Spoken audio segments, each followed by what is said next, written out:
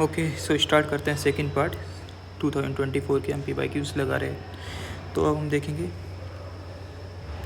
Okay, तो यहाँ पर आता है कि एडिनो वायरस। ओके, ग्रीन लेता हूँ। ये जो एडिनो वायरस है, ठीक है, अब ये जो एडिनो वायरस है वो बोल रहा है कि इसके पास 336,000 बेस पेयर हैं इसके जीनोम में। तो अब हम इसमें कितना फॉरेन DNA डाल सकते हैं, ठीक है, फॉरेन DNA हम इसमें कितना भेज सकते हैं। तो आंसर होता है 30,000, मैक्सिमम हम 30,000 तक भेज सकते हैं। इसमें क्या करते हैं, जैसे कि ये एडिनो वायरस है, ठीक है, इसका ये जीनोम है 36 KB का, ठीक है। तो इसमें क्या होता है कि हम इसको इंट्रोड्यूस करते हैं। सपोज इसमें हमें कोई टारगेट जीन डालना है, सपोज मान लो कोई भी इम्पोर्टेंट जीन डालना है हमें, ठीक है, सपोज E. coli है या कोई भी ह्यूमन है, सपोज ह्यूमन है, ठीक है, ह्यूमन है, तो इसमें हमें भेजना है, तो कोई इंसुलिन का जीन ही भेजना है मान लो, तो हम इसमें 30 KB तक डाल सकते हैं और फिर इसको इन्फेक्ट करा देंगे ह्यूमन में और ये ट्रांसफ़र हो जाएगा, यानी ह्यूमन सेल लाइन में इस तरीके से, ठीक है। अब देखो हम कौन से मोस्टली पार्ट निकालते हैं जो रेप्लिकेशन ये सब के लिए इम्पोर्टेंट होते हैं, सो डैट ये जो वायरस है वो जाकर सेल्स में डिवाइड ना हो सके। अगर ये डिवाइड होगा तो जो है इन्फेक्शन कॉज करेगा ना, इसीलिए। अब सेकंड क्वेश्चन देखते हैं जीन गन के बारे में, जो कि फिजिकल डिलीवरी मेथड है। या अभी किसी आपको DNA पहुंचाना है तो एक फिजिकल डिलीवरी मेथड होता है माइक्रो पार्टिकल के थ्रू, तो जीन गन का एक मेथड है, ठीक है। इसमें कौन सा लेते हैं हम, इसमें हम गोल्ड पार्टिकल ले सकते हैं। तो सपोज़ मैं ये गोल्ड पार्टिकल लिया और इसमें मेरे को जो DNA पहुंचाना है, ट्रांसफ़र करना है, उसको मैं ऐसा रैप कर दिया इसके ऊपर, ठीक है। अब मैं किसी भी, मान लो मेरे को एक पेड़ है, ठीक है, एक पेड़ है, इसमें ये ट्रांसफ़र करना है, तो उसमें ये पार्टिकल बहुत ही तेज़ी से जाएगा, गन होता है, तो ये जो है ना इसके अंदर जा सकता है और DNA फिर चला जाएगा इस तरीके से।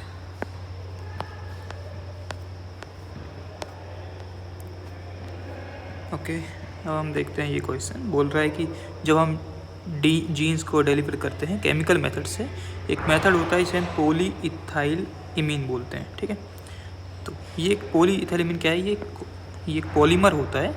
अब ये इमीन लिखा हुआ मतलब पॉजिटिव चार्ज का पॉलीमर है, ठीक है। इसको क्या करते हैं हम नेगेटिव चार्ज के DNA से, ओके, नेगेटिव चार्ज के DNA से, ऐसा DNA से हमने क्या किया, ये कॉम्प्लेक्स बना दिया, ठीक है। अब इसको हम सेल्स के, जिस सेल में भी हमें DNA को ट्रांसफ़र करना है उसमें हम डालते हैं। तो ये मेरा सेल है, ठीक है। अब जब हम इसको ट्रांसफ़र करेंगे तो सेल क्या करेगा, एंडोसाइटोसिस करके इस कॉम्प्लेक्स को अंदर ले लेगा, ठीक है। ये कॉम्प्लेक्स क्या है, DNA के साथ अंदर आ गया। अब ये बनता है, इसको हम क्या बोलते हैं, एंडोसोम, ठीक है। अब एंडोसोम के अंदर क्या होता है, इसके अंदर तो जो है H+ के चैनल्स होते हैं जिससे कि पंप होते हैं, जिससे इसके अंदर बहुत ज़्यादा H+ आ जाता है, ठीक है। H+ जब इसके अंदर आता है तो H+ के साथ साथ इसमें आता है वाटर, ठीक है। तो इस एंडोसोम में जब बहुत सारा पानी आएगा तो ये एंडोसोम जो है रप्चर हो जाएगा और हमारा जो DNA था वो बाहर आ जाएगा, ठीक है। तो इस तरीके से सेल में DNA बाहर आ गया, ओके। तो हम देखेंगे सबसे पहले क्या हो रहा है। सबसे पहले ये स्टेप हुआ था, एंडोसाइटोसिस हुआ, फिर उसके बाद पंप से हाइड्रोजन आए, फिर वाटर आया जिससे रप्चर हुआ और वेसिकल सॉइल कर आयन लीक कर गया। इस ऑर्डर में ये होता है। अब हम देखते हैं क्वेश्चन 34। ये जो क्वेश्चन है वो आ रहा है ना इंटरफेरेंस के बारे में। एक्चुअली में क्या होता है, जैसे आपको मान लो कोई वायरस ने इन्फेक्ट किया, तो आपको डबल स्ट्रैंडेड RNA आ जाएगा बॉडी में, ठीक है। अब कुछ एंजाइम होते हैं जिसे हम बोलते हैं डाइसर, ठीक है। जो डाइसर होते हैं इन्हें RNase 3 भी बोलते हैं। ये क्या करते हैं, इसको ऐसा बना देते हैं, ठीक है, ऐसा बना देते हैं, इसे बोलते हैं, इस कट करके ऐसा बना देते हैं, इसको बोलते हैं siRNA, ठीक है। अब ये क्या होगा, इसमें से एक स्ट्रैंड होता है गाइड स्ट्रैंड, एक होता है पैसेंजर, ठीक है, इसको तो डिग्रेड कर दिया जाता है, तो सिर्फ एक ही रह जाता है यहाँ पर, सिर्फ गाइड रह जाता है। ठीक है, अब ये जो गाइड आरएनए है ये क्या करेगा, इस पर आपका रिस्क असेंबली, इसके ऊपर आपका रिस्क असेंबली आ जाता है, रिस्क असेंबली। ठीक है, कुछ प्रोटीन्स आ जाते हैं और फिर ये गाइड आरएनए जो है एक टारगेट एमआरएनए को के कॉम्प्लीमेंट्री होता है, तो उसको जाके यहाँ पर बाइंड होता है और रिस्क असेंबली में एक प्रोटीन होता है आर्गोनोट। ठीक है, आर्गोनोट जो इस टारगेट एमआरएनए को डिग्रेड कर देता है, तो टारगेट एमआरएनए क्या हो जाता है, डिग्रेड हो जाता है। ठीक है, तो सबसे पहले क्या होगा आपका ये जो है ना फॉर्मेशन ऑफ स्मॉल siRNA। ठीक है, siRNA बनेगा किससे, इसके एक्टिवेशन से। तो पहला ये, फिर siRNA बना, फिर रिस्क कॉम्प्लेक्स बना और फिर टारगेट आरएनए आपका डिस्ट्रॉय हो गया। ओके, अब ये क्वेश्चन जो है ये है ट्रांसक्रिप्शन के बारे में पूछ रहा है। तो ट्रांसक्रिप्शन कैसे होता है, आपका ये डीएनए होता है। ठीक है, डीएनए होता है, इस पर क्या आता है, आरएनए पॉलीमरेज आता है, आरएनए पॉलीमरेज आता है। फिर क्या होता है, जो आपका डीएनए है ये ऐसा ओपन होता है, बबल लाइक बनता है। ठीक है, तो सबसे पहले तो ट्रांसक्रिप्शन बबल बना। ठीक है, अब जो है आपका जो आरएनए पॉलीमरेज है, ये जो ब्लू कलर में आरएनए पॉलीमरेज है, अब यूकैरियोटिक में क्या होता है, इसके पास एक टेल होती है, ये टेल होती है। ठीक है, इसको बोलते हैं सीटीडी टेल। ठीक है, अब सीटीडी टेल, अब इस आरएनए पॉलीमरेज को अगर आगे मूव करना है तो इसको फॉस्फोराइलेशन करना ज़रूरी है। तो इसको फॉस्फोराइज, इस पर फॉस्फेट ऐड किया जाता है, तभी जो आरएनए पॉलीमरेज है ये आगे मूव करेगा। ठीक है, इसे प्रोमोटर क्लियरेंस बोलते हैं। तो फॉस्फोराइलेशन ऑफ सीटीडी होगा सेकंड पर, फिर आपका इलोंगेशन फैक्टर आ जाएंगे और लास्ट में इसको डीफॉस्फोरेट कर लिया जाएगा चौथा।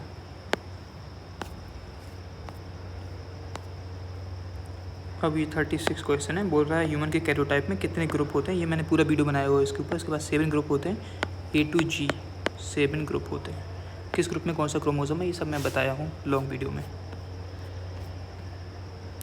फिर दूसरा क्वेश्चन है कि ह्यूमन कैरियोटाइप में एक्स क्रोमोसोम किस से बिलोंग करता है। तो एक्स क्या होता है, लड़की होती है, लड़की क्या होता है सी, लड़की क्या होता है सी, तो सी ग्रुप।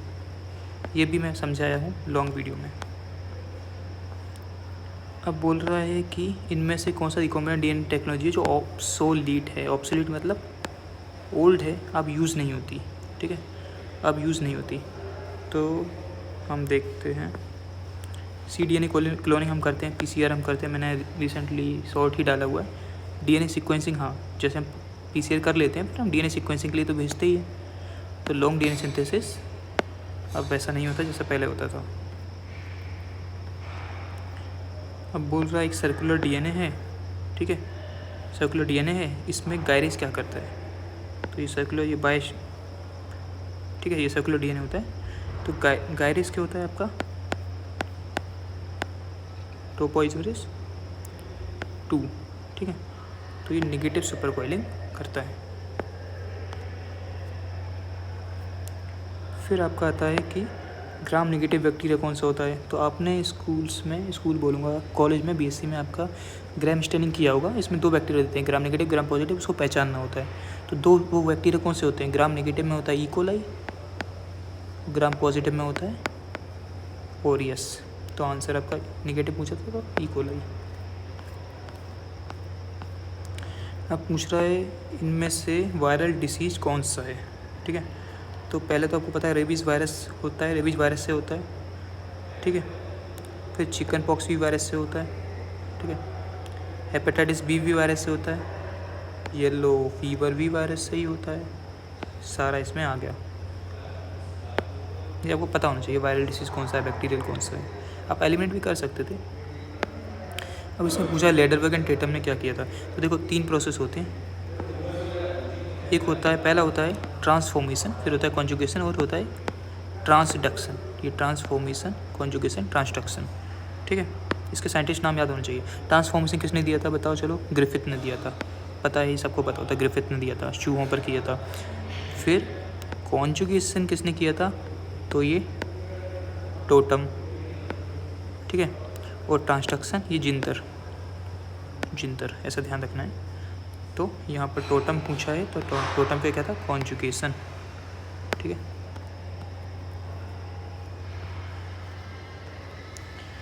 फिर यहाँ पर आ जाओ, देखो ग्रिफिथ पहले से ही पता होना चाहिए, बैक्टीरियल ट्रांसफॉर्मेशन। तो डी का वन यहीं से आंसर आ गया। फ्लेमिंग भी आपको पता है, पेनिसिलिन। ठीक है, टोट ने क्या दिया था, टोट ने बैक्टीरियोफेज के बारे में बताया, तो इसका 4 हो गया। बीडल एंड टोटम ने 1 जीन 1 हाइपोथेसिस दिया था, बोला था कि अगर 1 जीन है तो ये एक जीन क्या बनाता है, एक एंजाइम बनाता है। 1 gene 1 hypothesis, Beadle and totem. Vaccine किस चीज़ के लिए नहीं बनी है, देखो वैक्सीन किसके लिए नहीं बनती है, ऐसा वायरस जो बहुत फास्ट म्यूटेट करता है। तो सपोज़ ये वायरस जो फास्ट म्यूटेट करता है तो उसके पार्ट्स तो बदलते रहते हैं, तो उसके खिलाफ आप वैक्सीन कैसे बनाएंगे। आपने सपोज़ ये वायरस है, आपने इस पार्ट के खिलाफ वैक्सीन बनाया, तो अब ये वायरस इतनी म्यूटेट होकर इसका पार्ट का शेप बदल गया, तो वैक्सीन तो काम नहीं कर पाएगी ना। तो ऐसा वायरस जो बहुत म्यूटेट करता है वो है एड्स। अरे HIV का वायरस कितने फास्ट म्यूटेट करता है। एंटीबॉडी जो इन्फेक्शन के तुरंत बाद बनता है, जैसे ही इन्फेक्शन होता है वो बोलता है मैं आगे आऊँगा, M।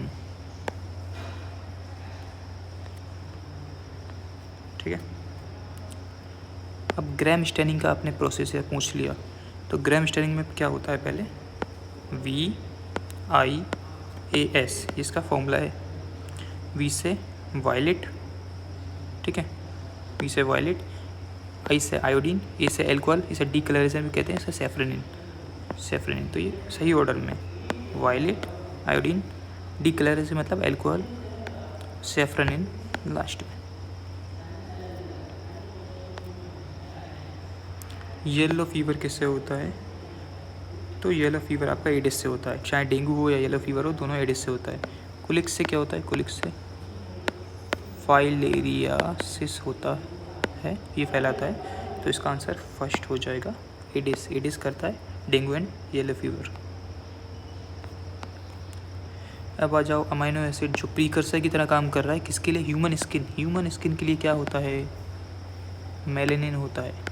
ठीक है, मेलेनिन में क्या इन आ रहा है, इन मतलब इन एक चीज़ में और आ रहा है, वो है टायरोसिन, इसमें भी इन आ रहा है, तो मेलेनिन बनता है टायरोसिन से। Don't confuse it with the melatonin tryptophan से बनता है।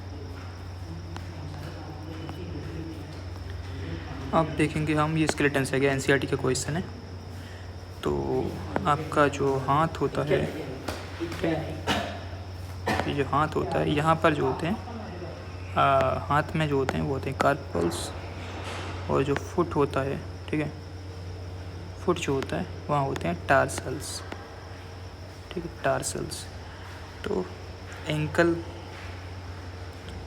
हो गया, एंकल मतलब पैर मतलब टार्सल्स।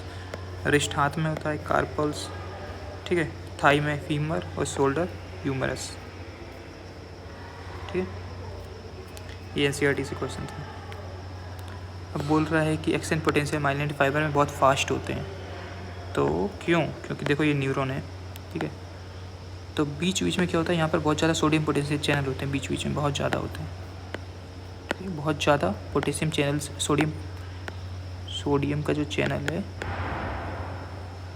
है कॉन्सेंट्रेटेड होते हैं कुछ जगह पर, इसीलिए सिग्नल यहाँ पर बहुत फास्ट ट्रांसफ़र करता है ऐसे, इसी को बोलते हैं सॉल्टेटरी कंडक्शन।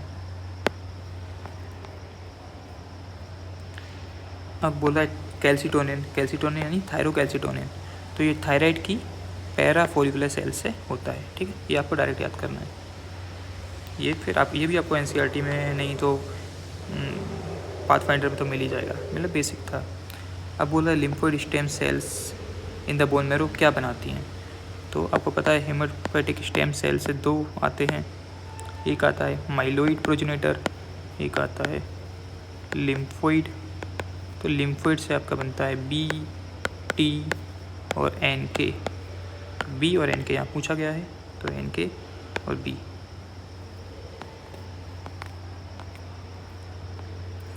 पूछ रहा है कि जब बच्चा होता है, फीटल के हार्ट में कौन सा एक परफोरेशन रह जाता है। ये फीटल का हार्ट बना दिया हमने, ठीक है, यहाँ पर एक ऐसा ये एक छेद रह जाता है बीच में, इसको हम बोलते हैं फोरामिन ओवेली, ठीक है। ये बच्चों में होता है, तो ये आंसर हो गया। फिर क्या होता है, जब हम एडल्ट हो जाते हैं, जब हम बड़े हो जाते हैं तो ये छेद भर जाता है, ठीक है। बट यहाँ पर एक डिप्रेशन आ जाता है, एक डिप्रेशन सा आ जाता है, ठीक है। ये जो डिप्रेशन होता है इसको बोलते हैं हम फोसा ओवेलिस, ठीक है।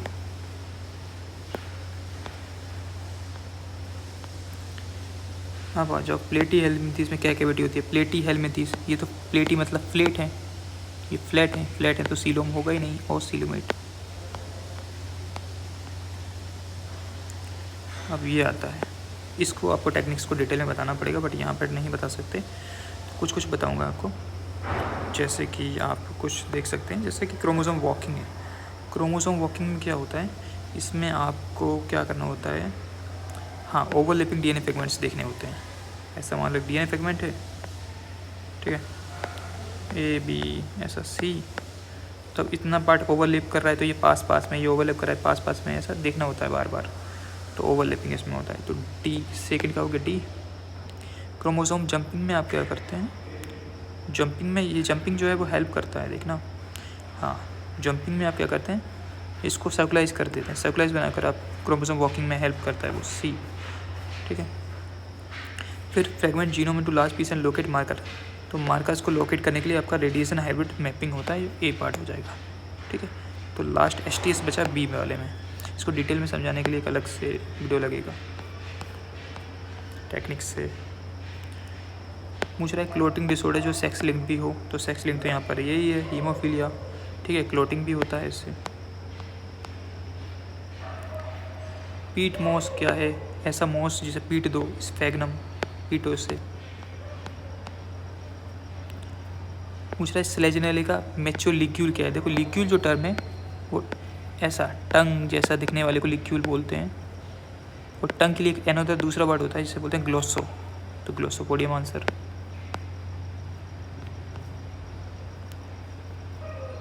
पूछ रहा है वेजल किस में होती हैं, तो वो ग्नेटम में होता है। ग्नेटम क्या है, वो तो मॉडिफाइड या फिर नया एंजियो जिम्नोस्पर्म में होता है, बट जो है वो मॉडर्न बोल सकते हैं उसको, ठीक है।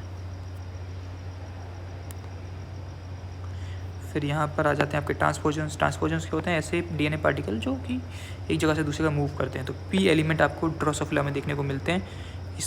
इसका एक क्वेश्चन और आ सकता है जिसे बोलते हैं हाइब्रिड डिसजेनेसिस में इनका यूज़ होता है। हाइब्रिड डिसजेनेसिस से ये रिलेटेड होते हैं, ठीक है।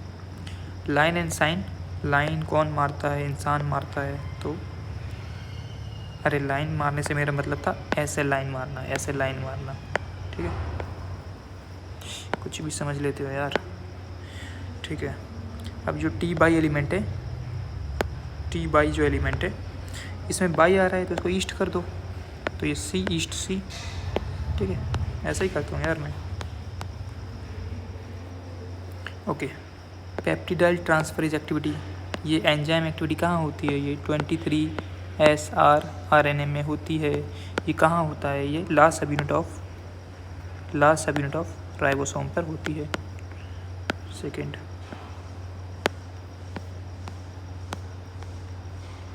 ट्रांसक्रिप्शन फैक्टर बताना है जो मीडिएट करते हैं आरएनए पॉलीमरेज की बाइंडिंग। टाटा बॉक्स तो होता ही नहीं है ट्रांसक्रिप्शन फैक्टर, SNRNP भी ट्रांसक्रिप्शन फैक्टर नहीं होते, तो आंसर आपका बचा A and B. Simple question. Histone जो दो हिस्टोन ऑक्टोमर को जोड़ता हो, ये दो हिस्टोन ऑक्टोमर हैं, इनको जोड़ने वाला बीच में H1 होता है। tRNA कौन सिंथेसिस करता है, ठीक है। तो एक ट्रिक होती है जिसको मैं बोलता हूँ, ठीक है, रमता जोगी, ठीक है, रमता जोगी गाना सुना है ना, ठीक है।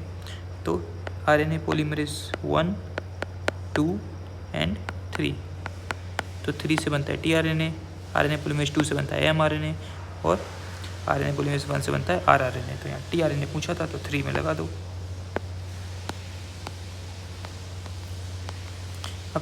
अब ये बोल रहा है कि जीन ट्रांसमिट हो रहा है पहले मेल पेरेंट से, ठीक है। तो मान लो मेल है, फीमेल है, इनके बच्चे हुए, ठीक है, इनके बच्चे हुए तो एक फीमेल बच्चा हुआ, ठीक है। तो ये फीमेल में गया, अब फीमेल से मेल में गया, तो ये तो क्रिस क्रॉस बोलते हैं इसको, क्रिस क्रॉस, मेल से फीमेल, फीमेल से मेल।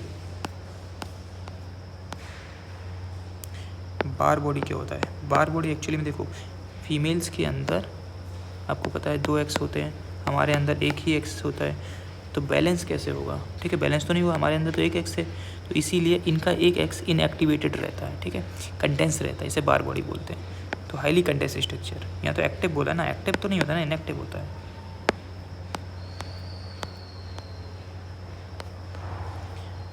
अब देखो इस C4 साइकिल के बारे में पूछा है। C4 साइकिल के बारे में आपको क्या पता होना चाहिए? C4 साइकिल में ऐसा रहता है कुछ, ये आपको होता है मेसोफिल सेल, ठीक है, ये आपका होता है बंडल सीथ सेल, ठीक है। तो क्या होता है, यहाँ पर आपका होता है फॉस्फोइनोल पायरुवेट, ठीक है। यहाँ से जब CO2 आता है बाहर से, तो ये 4 कार्बन का क्या बनता है? ऑक्सैलो एसीटेट, फिर क्या बनता है? मैलेट, फिर मैलेट बंडल सीथ सेल में जाता है, यहाँ पे बनता है पायरुवेट, और एक पायरुवेट तो 3 कार्बन का होता है ना, तो CO2 निकल जाता है, ये CO2 को यहाँ केल्विन साइकिल में यूज़ होता है, फिर ये पायरुवेट वापस चला जाता है, PP बन जाता है इस तरीके से। तो इसका 2 ही आंसर सही होंगे। मैलिक एसिड क्लोरोप्लास्ट में बनता है, सही है। मैलिक एसिड बंडल सीथ में जाता है, सही है। 4 C में बोला है पायरुविक एसिड मेसोफिल में नहीं बनता है, नहीं, बंडल में बनाया है हमने। मैलिक एसिड ट्रांसपोर्ट होता है, ट्रांसपोर्ट थोड़ी होता है, वो तो मेसोफिल में पहले से ही बनता है, ये भी गलत।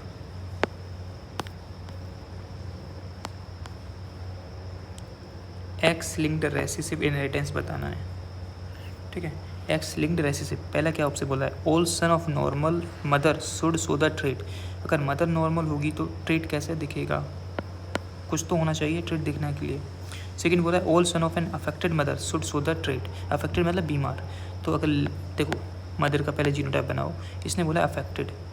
और रेसेसिव मतलब अफेक्ट कब होगा? जब दोनों पे बीमारी होगी, ठीक है। तो दोनों पे बीमारी लगा दो, क्या हुआ? ठीक है, दोनों पे बीमारी लगा दी है, डॉट मतलब बीमारी, ठीक है, ये लगा दिया। तो अब इनके जो बच्चे होंगे, इसको XY से क्रॉस करा देते हैं। अब इससे हम बनाते हैं एक फीमेल और एक मेल, ठीक है। हमें पता है मेल में एक X क्रोमोसोम कहाँ से आता है? फीमेल से, हमेशा फीमेल से ही आता है, क्योंकि एक पार्ट बाई तो यहाँ से आ रहा है, तो आधा जेनेटिक मटेरियल फीमेल से आना चाहिए, तो एक हमेशा X से आ रहा है। तो ये बीमारी यहाँ आ गई, तो अब इसके पास एक ही X है और वो भी अफेक्टेड है, मतलब उसके पास बीमारी है, तो फिर ये बीमारी ही हो जाता है। तो सही बात है, all sons of active mother should show the trait, correct answer है, ठीक है। कलर ब्लाइंडनेस क्या होता है? कलर ब्लाइंडनेस मतलब कि आप हरा और लाल देख नहीं पा रहे हैं, तो ए ऑप्शन यहाँ पर हो गया। हीमोफीलिया, देखो हीमोफीलिया 2 टाइप के होते हैं ना, A और B।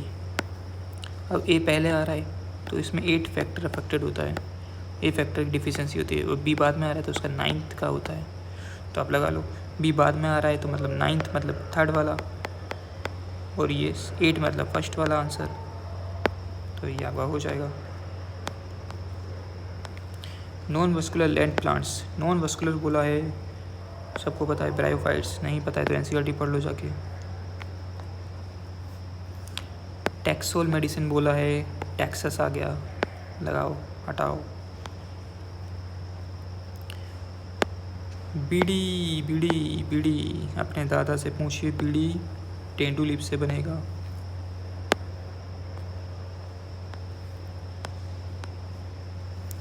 अच्छा, ये पूछा है आपका electron transport chain light reaction में, तो आपको पता है कि पहले क्या आता है, पता है ना आपको? ओके, पहले आपका आता है प्लास्टोक्विनोन, फिर आपका आता है प्लास्टोसाइनिन, फिर आ सकता है B6F, ठीक है, फिर यहाँ पर आता है PS1 के बाद आता है फियोफाइटिन,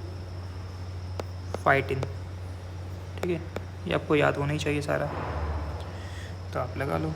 तो पहला क्या है? PQ प्लास्टोक्विनोन, फिर क्या है आपका प्लास्टोसाइनिन, फिर क्या है ये लास्ट में फाइट करने वाले को लास्ट में रखते हैं हम, फाइटिन।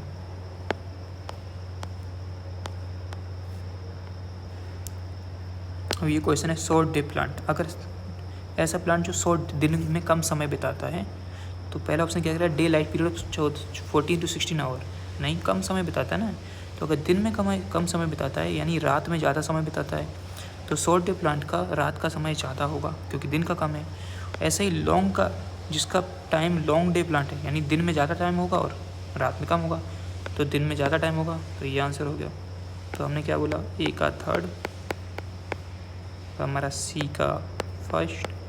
अब देखो ये जो पी आर है फाइटोक्रोम और पी एफ आर, ठीक है, पी आर जो है और जो पी एफ आर है इसका क्या मतलब, पी आर मतलब phytochrome red and phytochrome far red.